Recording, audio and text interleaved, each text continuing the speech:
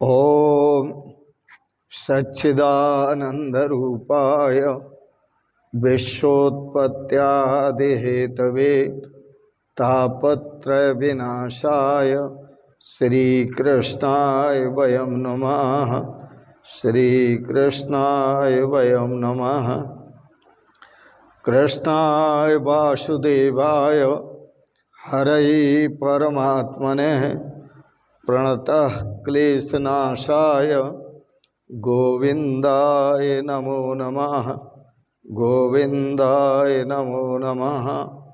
ओम अखंडानंदबोधाय शिष्यसंतापहारिणे सच्चिदानंदरूपाय तस्मै श्री गुरवे नमः। तस्मै श्री गुरवे नमः।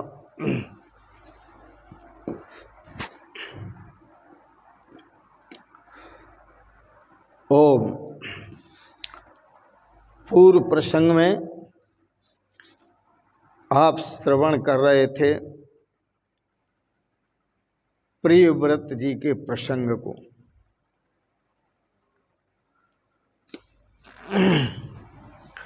ब्रह्मा जी प्रियव्रत जी को समझाते हुए कहते हैं,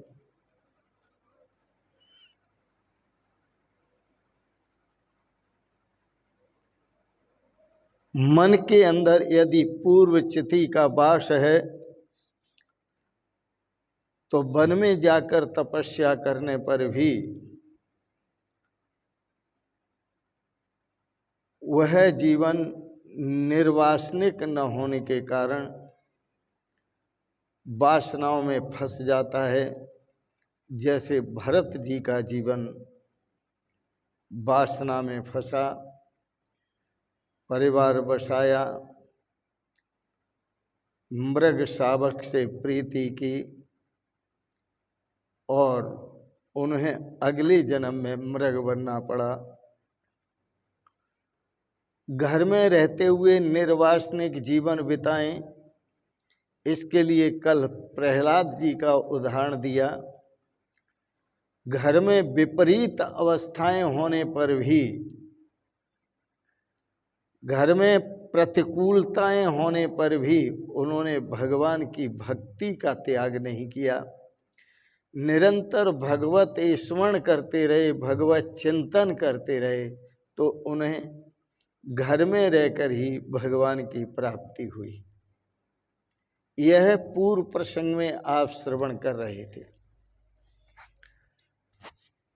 श्रीमद् भागवत की कथा सभी के लिए है। एक गृहस्थ के लिए भी है और एक गृह त्यागी के लिए भी है। त्यागी और गृहस्थ, गृहस्थ को रागी कहते हैं और गृहस्थ को त्याग कर चला जाए उसको त्यागी कहते हैं। तो श्रीमद् भागवत की कथा त्यागी के लिए भी है और रागी के लिए भी है, गृहस्थ के लिए भी है। दोनों के लिए श्रीमद् भागवत की कथा से मार्गदर्शन प्राप्त होता है। यह श्रीमद् भागवत की कथा दोनों के मार्गदर्शन के लिए है। ऐसा नहीं है कि केवल गृहस्थ को ही भगवान मिलते हैं या केवल गृह त्यागी को ही भगवान, गृहस्थ का त्याग करने वाले को ही भगवान मिलते हैं। भगवान तो उसको मिलते हैं जो सच्चे हृदय से भक्ति करता है भगवान की। फिर चाहे वह गृहस्थाश्रमी हो और चाहे गृह त्यागी हो, जिसका पवित्र और सदाचार पूर्ण जीवन होता है, तो पवित्र और सदाचार पूर्ण जीवन वाले के भाव को देखें कि उसे घर में रहते हुए भगवान मिलते हैं, भगवान का दर्शन होता है। जैसे घर का वातावरण प्रतिकूल होने पर भी प्रहलाद जी को घर में ही भगवान का दर्शन हुआ और भगवान ने प्रकट होकर के दर्शन दिया। पहले भगवान अज्ञात मित्र बनकर उनकी रक्षा करते रहे और बाद में वो है जो अज्ञात मित्र थे, मित्र स्वरूप भगवान थे, वो प्रकट होकर प्रहलाद जी को दर्शन देते हैं, गोद में उठा लेते हैं। अपने जीवन का लक्ष्य निश्चित करना बड़ा आवश्यक है। प्रत्येक प्राणी को अपने जीवन का लक्ष्य निश्चित करना चाहिए और आगे बढ़ना है तो अपने लक्ष्य को ध्यान में रखकर ही आगे बढ़ो। यदि लक्ष्य से भटक जाएंगे तो आपका व्यवहारिक जीवन समाप्त हो जाएगा, सही नहीं रहेगा। इसलिए अपने जीवन में लक्ष्य को रखकर फिर जीवन में व्यवहार करो। तो मानव जीवन का जो लक्ष्य है वह है भगवान की प्राप्ति।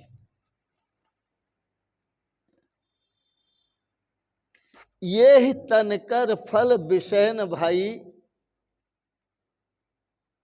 स्वर्गो स्वल्प अंत दुखदाई।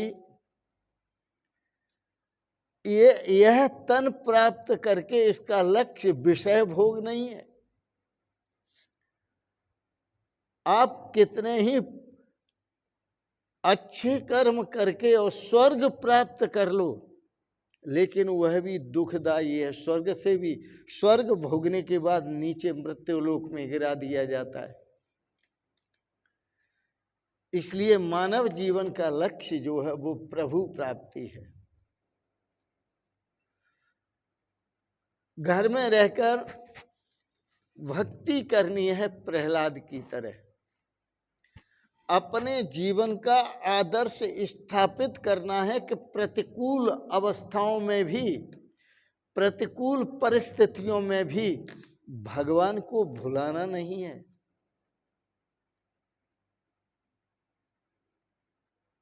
और भक्ति आप अपने जीवन का लक्ष्य प्रभु प्राप्ति है, ये लक्ष्य ध्यान में रखकर भक्ति करो। फिर चाहे घर में बैठकर भक्ति करो और चाहे वन में बैठकर भक्ति करो, निश्चित ही आपको भगवत तत्व की प्राप्ति होगी, भगवान की प्राप्ति होगी, भगवान दर्शन देंगे। वन में जाकर ध्रुव जी ने भक्ति की तो भगवान वन में हो प्रकट होकर ही ध्रुव जी को दर्शन देते हैं। घर में रहकर प्रहलाद जी ने भक्ति की तो भगवान प्रकट होकर प्रहलाद जी को घर में ही दर्शन देते हैं। कारण जो ध्रुव जी का लक्ष्य था वह प्रभु को प्राप्त करना था, परमात्मा की प्राप्ति लक्ष्य था।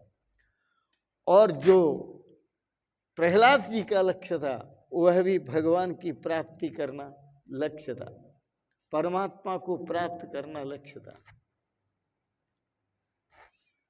वनवासी होकर भक्ति करनी है तो जीवन में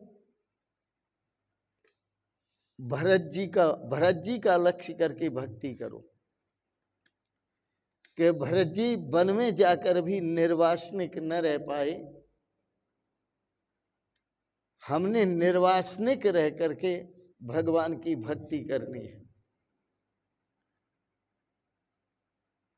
और घर में रहकर भक्ति करनी है तो प्रहलाद जी का आदर्श सामने रख करके भक्ति करो। दोनों ही लक्ष्य हैं। एक तो लक्ष्य से भटक गए भरत जी, जो वन में थे वह लक्ष्य से भटक गए और जो घर में थे वो लक्ष्य को प्राप्त हुए। कारण चाहे तो आप घर में रहें और चाहे आप वन में रहें, आपके पीछे 6 चोर लगे हुए हैं। 6, एक चोर नहीं, 6 चोर लगे हुए हैं।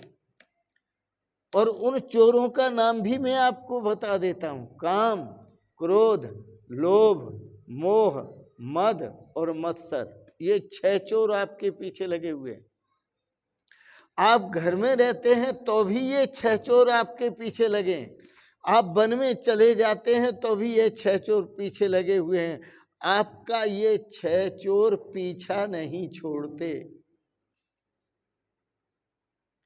इन 6 विकारों को वश में करना है तो आप घर में रहकर भी वश में कर सकते हैं और वन में रहकर भी वश में कर सकते हैं।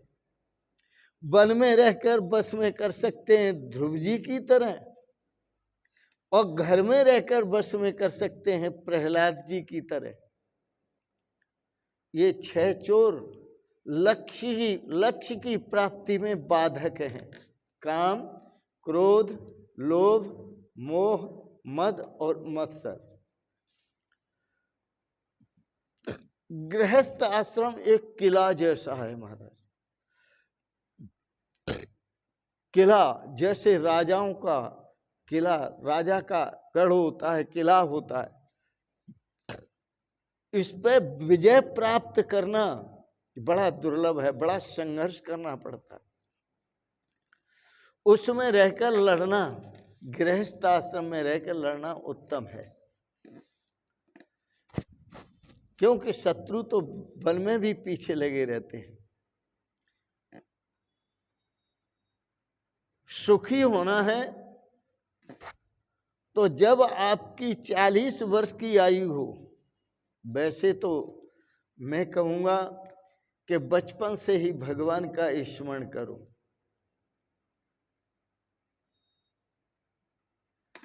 डॉक्टर श्री स्वामी सच्चिदानंद हरि साक्षी जी महाराज सांसद उन्नाव 9 वर्ष की अवस्था में घर छोड़ा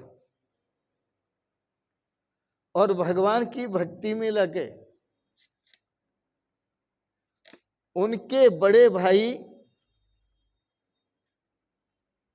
स्वामी भक्तानंद जी महाराज, उन्होंने भी 10 वर्ष की अवस्था में घर छोड़ा था, भगवान की भक्ति में लग गए।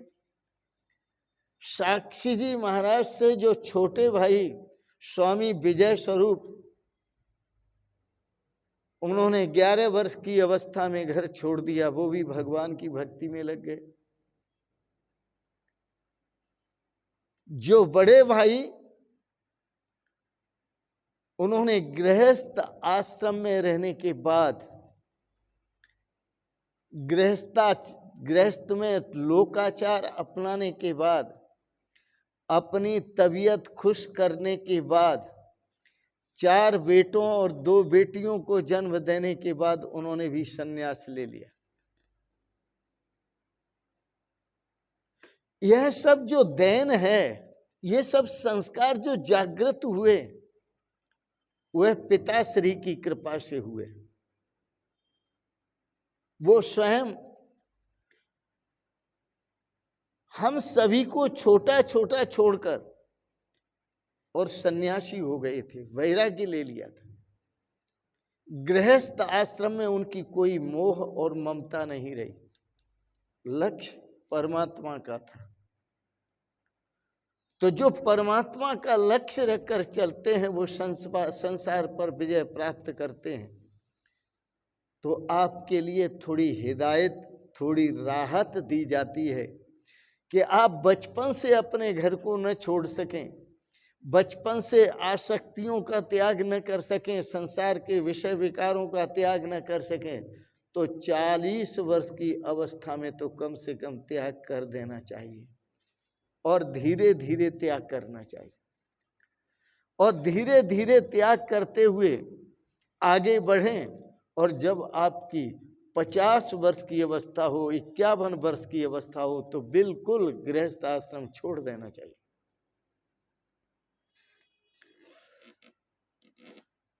ब्रह्मा जी राजा प्रियव्रत को कहते हैं तुम विवाह करो। विवाह करना कोई बुरा नहीं है, क्योंकि विवाह किए बिना जो काम विकार है, विषय विकार हैं, वो नष्ट नहीं होते। बड़ा मुश्किल है। कुछ समय के लिए आप संसार के सुखों को भोगो। ब्रह्मा जी कहते हैं अपने पुत्र प्रियव्रत के प्रियव्रत के लिए, मनुपुत्र प्रियव्रत के लिए, और सुख भोग गृहस्थाश्रम के भोगने के पश्चात फिर परमात्मा की आराधना करो।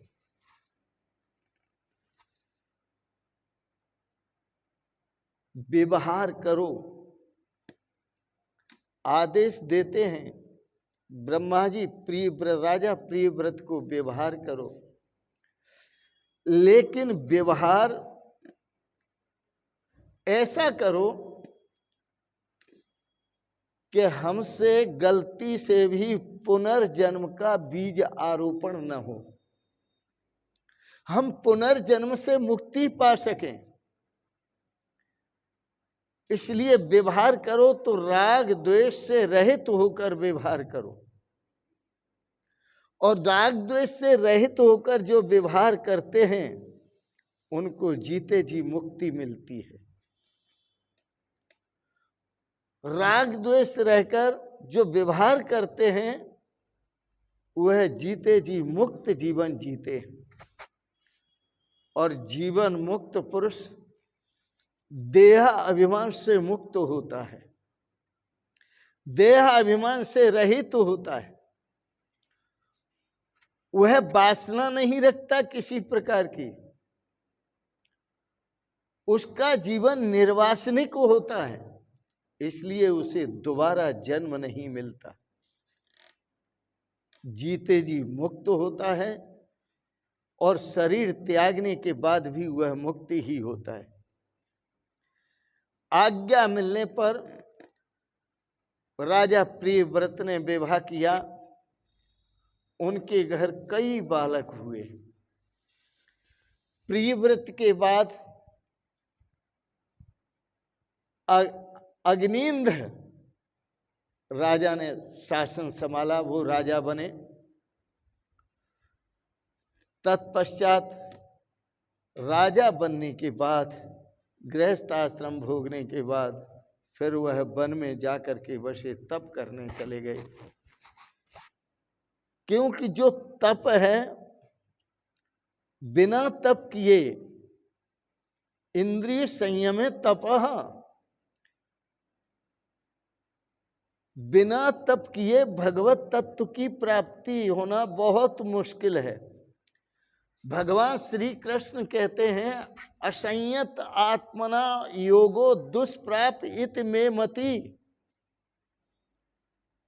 ऐसा मेरा मत है कि जो अपनी इंद्रियों पर संयम नहीं कर पाता, इंद्रियों को विषयों में गिरने से रोक नहीं पाता, उसको मेरी प्राप्ति बड़ा दुर्लभ है।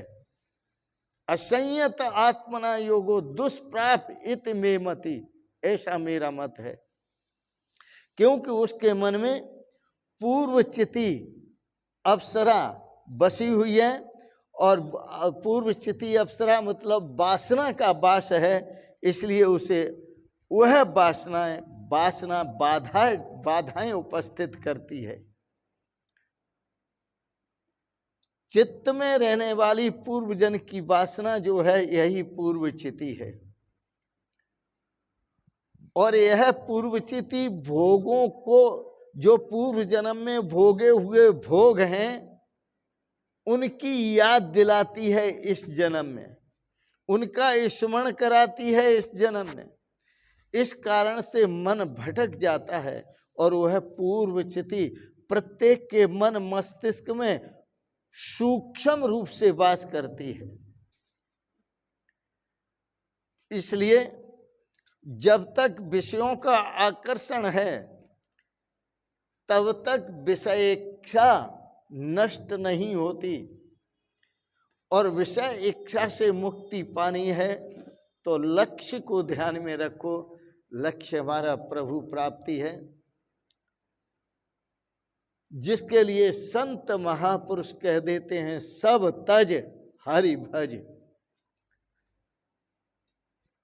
सभी का त्याग करो और हरि को प्राप्त करो, अपने लक्ष्य को प्राप्त करो। जिन्होंने प्राप्त किया उन्होंने भटक करके जब प्राप्त किया तो अपने आप में ही भगवान का दर्शन किया, अपने आप में ही भगवान को प्राप्त किया।